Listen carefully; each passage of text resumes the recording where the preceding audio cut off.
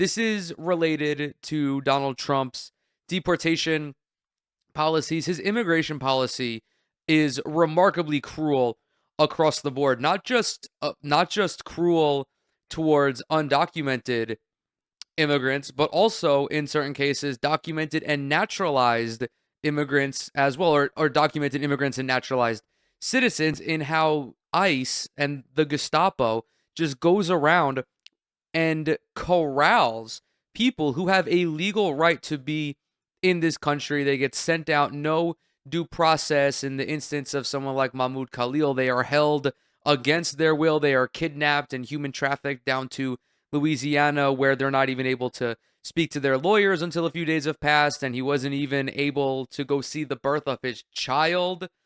It's just absolutely, absolutely sickening shit all across the board. But there's been a new trend coming around where toddlers have been going to court by themselves, like literally by themselves. No guardians, no lawyers. This is an article from the Gothamist titled 4-year-old migrant girl, other kids go to court in New York City with no lawyer. Quote, the cruelty is apparent. In shelters across New York, migrant children sit in front of computer and TV screens, appearing virtually in real court proceedings. They swivel in chairs, walk in circles, and play with their hair, while immigration judges address them on the screens in front of them. Quote, the reason we're here is because the government of the United States wants you to leave the United States, said Judge Ubaid ul Haq, presiding from a courtroom on Varick Street, told a group of about a dozen children on a recent morning on WebEx. Quote, it's my job to figure out if you have to leave, they said. It's also my job to figure out if you should stay. This address is to literal babies, infants, toddlers, young children. My niece is 4 years old. She will be turning 5 in a couple of days. Do you know what the fuck it's like trying to talk to a 4-year-old? It is like virtually impossible. The only way that a 4-year-old will engage in conversation with you is if they willingly start the conversation, or if it's a conversation about, oh, what episode of Bluey are you watching right now? Or what fucking YouTube short is this? The parties included a 7-year-old boy wearing a shirt emblazoned with a pizza cartoon who spun a toy windmill while the judge spoke. I also have a 7-year-old nephew, and this is very on par with like how kids this age act. Like they want to be children. They want to be out playing in a park. They want to be hanging out with their friends. I don't know, climbing on a jungle gym and like doing stupid kid shit. Not in a fucking courtroom having their future decided. Mind you, we don't even know what the legal status of these children is at this point in the article. They very well could be, they very well could have been born here, but regardless, a 7-year-old, you think a 7-year-old does not consider the United States to be home? You think a 4-year-old or an 8-year-old does not consider the United States to be their home? This reminds me of the Columbia, I believe she was a graduate student from South Korea who moved to the United States when she was 7. These people, these children in this instance, literally do not know anything other than the United States of America. They only recently developed object permanence, and they only recently learned the ability on how to fucking remember things. There was an 8-year-old girl and her 4-year-old sister in a tie-dye shirt who squeezed a pink plushie toy and stuffed it into her sleeve. None of the children were accompanied by parents or attorneys, only shelter workers who helped them log on to the hearing. Immigrant advocates and lawyers say an increasing number of migrant children are making immigration court appearances without the assistance of attorneys, which they will say will lead to more children getting deported. This is so fucked up, dude. This is unimaginably humane. I cannot even begin to think how these people live with themselves. How do ICE agents live with themselves? How does the judge presiding over these hearings live with themselves if they decide to go ahead and deport these fucking children. Like, you're a fucking scumbag. Straight up. The judge in this case, if they choose to deport these children, this judge is a fucking scumbag and deserves to be imprisoned for child abuse. No lawyer, no parent, no guardian. It is so indescribably sick that this is the point we have reached in immigration discourse, where there are fucking children sitting in a courtroom listening to a judge decide their fate.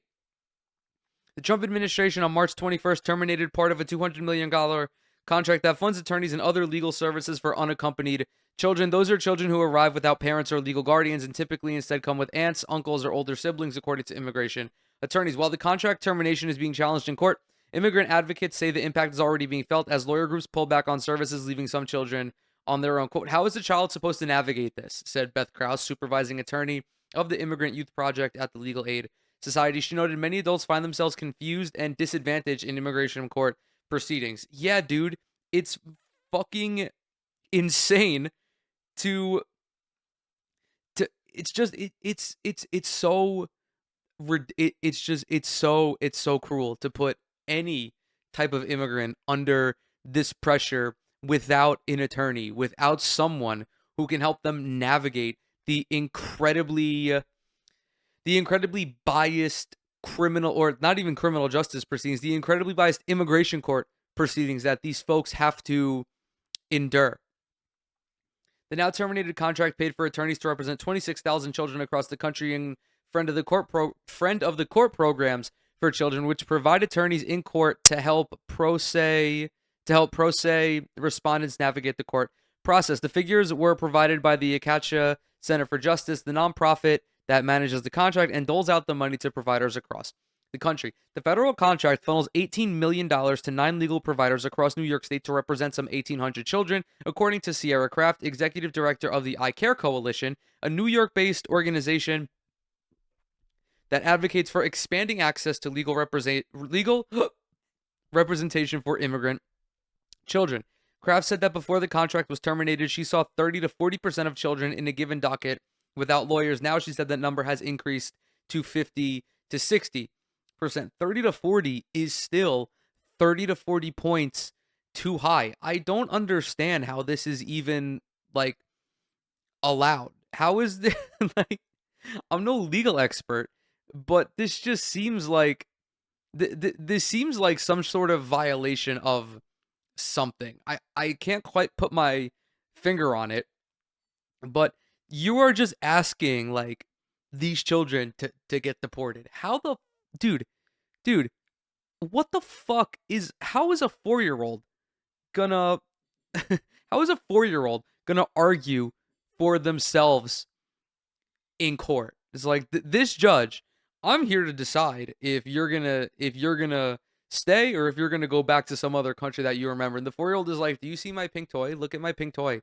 I just got it. Isn't it cool?" Like, what the dude? What kind of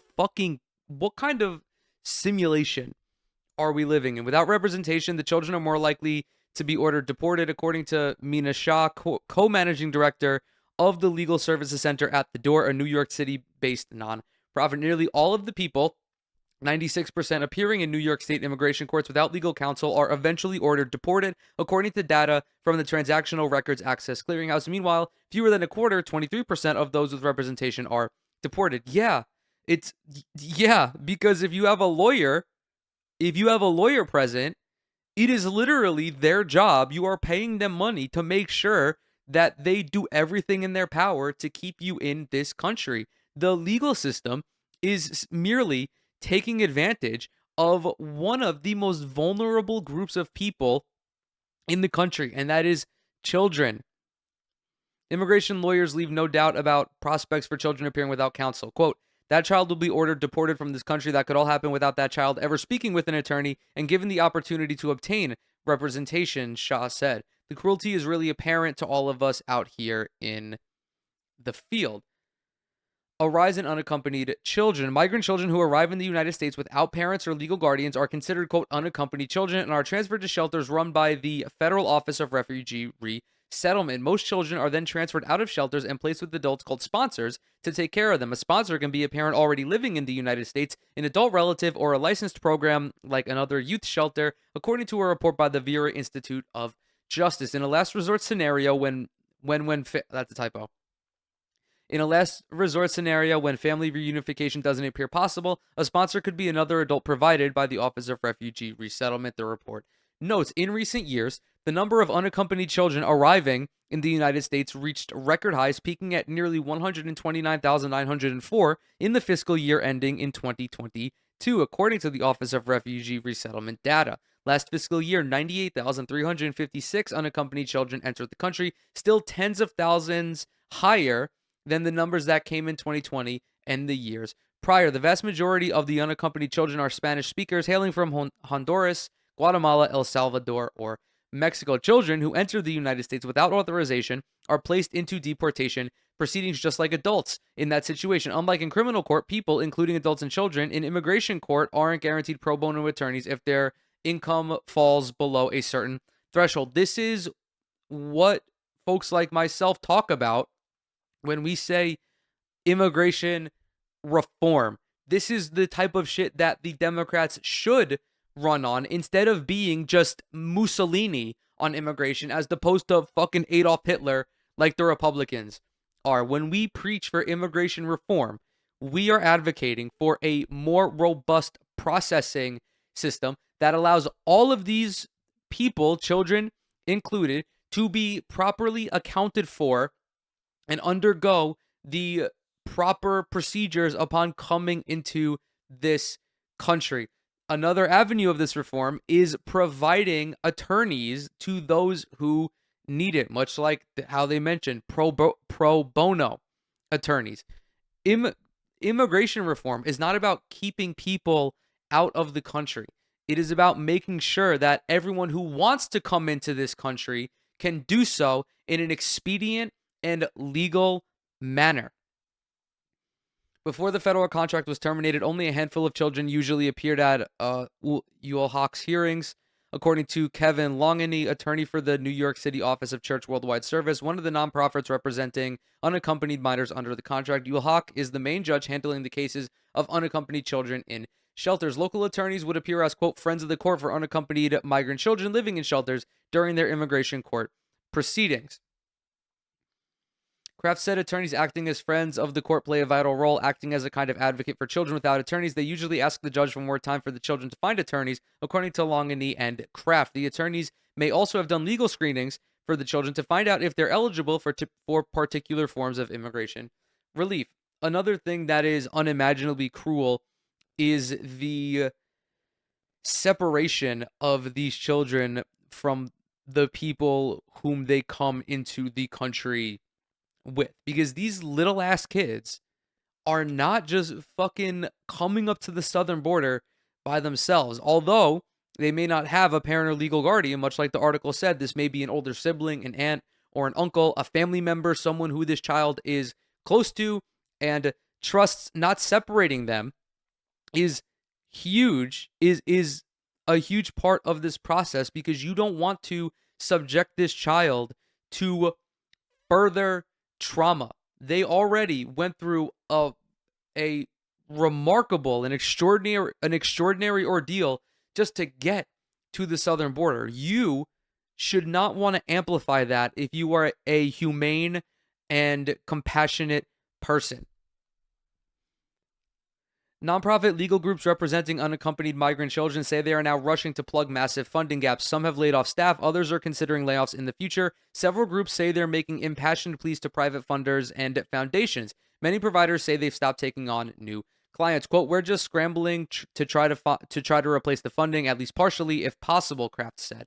A federal judge recently ordered the Trump administration to temporarily restore the contract, but funding still isn't flowing to legal providers who continue to face difficult decisions about how to move forward. Quote, that's part of the challenge here is just the uncertainty, said Kristen Brown, the president and CEO of Empire Justice Center. Quote, it makes it really difficult to run an organization. That's another thing about the whole slash and burn approach to the federal government, the whole issuing of these executive orders that eventually do get tried by the court, is even if Donald Trump's agenda does not get pushed through, he has effectively halted the operations of these various agencies and of these organizations. In many of these instances, these entities do not have the personnel, the funds, the resources to continue to keep up the same level of work for an extended period. So even though his full agenda doesn't go through, the ramifications of it are felt by multiple parties. Brown's group, which represents 90 to 100 unaccompanied children across New York State, recently laid off 2 immigration attorneys due to the federal funding cuts. The federal contract for unaccompanied child representation provided the group $600,000 annually, a significant portion of the organization's $12 million budget. I also can't help but think about all of the law firms that cucked themselves to Donald Trump because they were afraid of him coming after him. I think of there was this one law firm who dedicated $40 million in pro bono funds to Donald Trump, like just full of just unimaginable cuckoldry coming out of that law firm. Meanwhile, you have people who are trying to do the correct thing, the morally righteous thing, and they are unable to because their federal funding is being stripped from them by a bloodthirsty lunatic.